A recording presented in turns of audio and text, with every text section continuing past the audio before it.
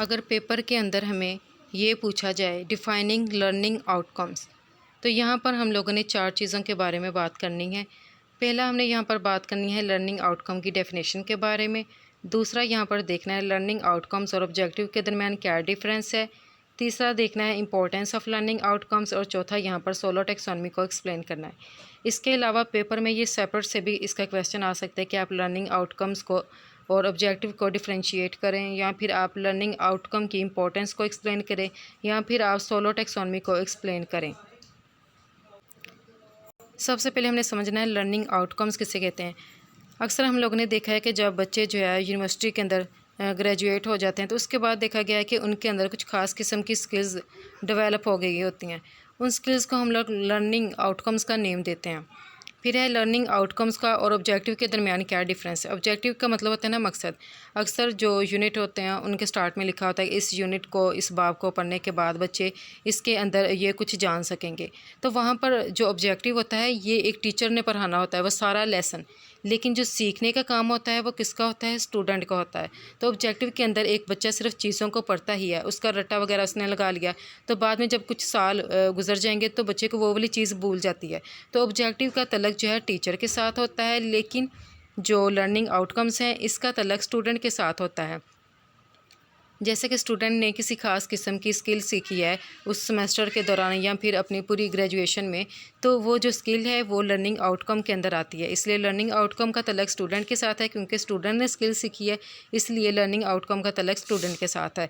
दूसरी तरफ जो ऑब्जेक्टिव्स हैं ये टीचर डिफ़ाइन करता है, इसीलिए इसका तल्लक टीचर के साथ है, क्योंकि लेसन पढ़ाने का काम टीचर का है। इसके बाद हमने देखना है कि लर्निंग आउटकम्स की क्या इंपॉर्टेंस है।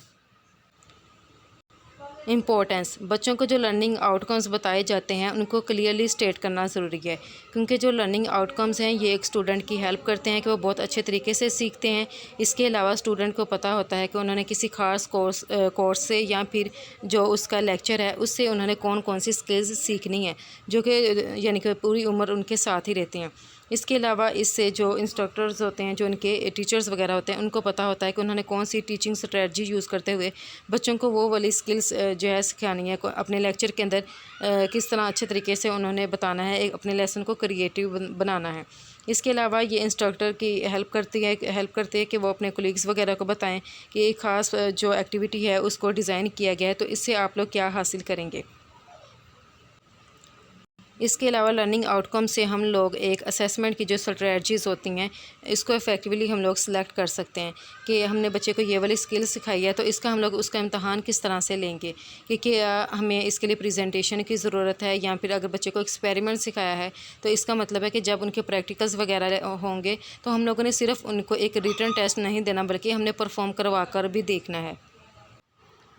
फिर आती है सोलो टेक्सोनमी। सोलो का क्या मतलब है। एस का मतलब है स्ट्रक्चर, ओ का मतलब है ऑब्जर्व्ड, एल का मतलब है लर्निंग और ओ का मतलब है आउटकम्स। यानी कि solo stands for structure of observed learning outcomes. Solo taxonomy को सबसे पहले किसने डेवलप किया था, बिग्स और कॉलिस ने 1982 में इसको डेवलप किया था, और मज़ीद इसकी जो एक्सप्लेनेशन थी ये बिग्स और टैंग ने दी थी 2007 में। तो इस टेक्सोनमी को पंजाब के अंदर भी असेसमेंट के लिए यूज़ किया गया, यानी कि सूबा पंजाब पाकिस्तान के।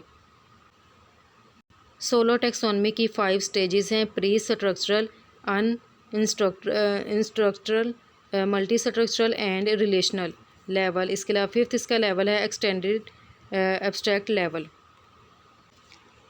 पहले यहाँ पर देखते हैं जो इसकी स्टेज है प्री स्ट्रक्चरल। जैसे कि अगर मैं आप लोगों से ये पूछूं क्या आप लोग सोलो टेक्सोनमी के बारे में जानते हैं, तो आप सबका जवाब होगा नो। तो प्री स्ट्रक्चरल के अंदर एक बंदे को किसी टॉपिक का, किसी इन्फॉर्मेशन का कोई आइडिया नहीं होता, उससे उसके बारे में सवाल किया जाता है तो वो हमेशा नो में ही जवाब देता है। वो ये कहेगा आई डोंट नो, या फिर अगर उससे पूछा भी जाए तो वो गलत जवाब दे देगा, लेकिन ये कि हकीकत में उस बंदे को उस सवाल का जवाब नहीं पता होता। यानी कि प्री स्ट्रक्चरल के अंदर इंसान को नॉलेज का कोई आइडिया नहीं होता कि उसको जो पढ़ाया जाने वाला टॉपिक है कि क्या वो पहले से उसके बारे में कुछ जानता है या नहीं। दूसरा इसकी स्टेज है यूनिस्ट्रक्चरल। यूनिस्ट्रक्चरल जो है ये एक सिंपल है।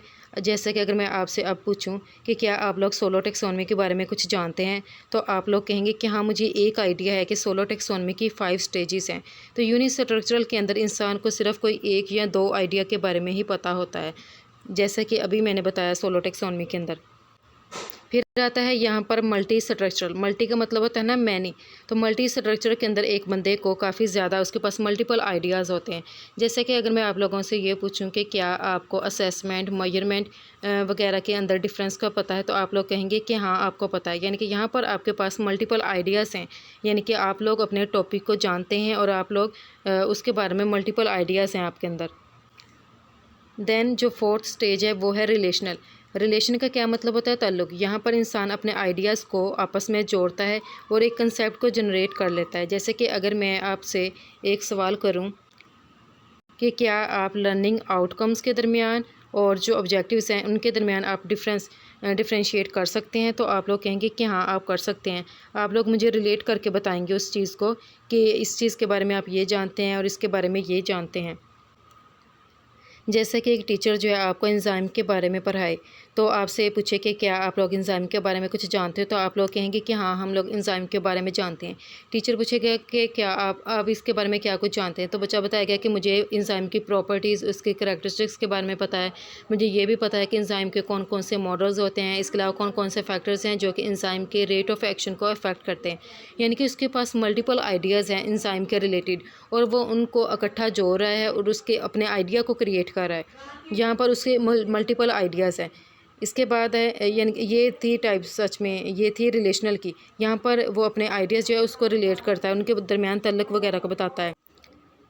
देन जो नेक्स्ट स्टेज है वो है extended abstract level. Extended abstract level के अंदर एक स्टूडेंट जो है एक ही बॉक्स के अंदर रहते हुए नहीं सोचता कि मुख्तलिफ पॉइंट्स को उसने आपस में कनेक्ट कर लिया, बल्कि उस बॉक्स से बाहर निकलकर उन पॉइंट्स को किसी दूसरी चीज़ के साथ भी जोड़ने की कोशिश करता है कि उससे एक नया जो आइडिया है वो जनरेट हो सके।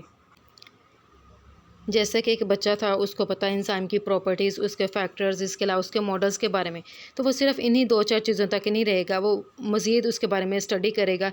इसके अलावा अगर टीचर जब पूछे तो वो कहेगा नहीं, मैं सिर्फ इन्हीं चीज़ों के बारे में नहीं जानता, बल्कि मुझे और भी बहुत कुछ पता है एंजाइम के बारे में, और वो बहुत कुछ उसके बारे में स्टेट करेगा। तो डिफाइनिंग लर्निंग आउटकम्स के अंदर आपने ये 4 चीज़ें लिखनी है, और ये सेपरेट भी आपको आ सकती हैं, सोलो टेक्सोनमी के ऊपर भी नोट आ सकता है।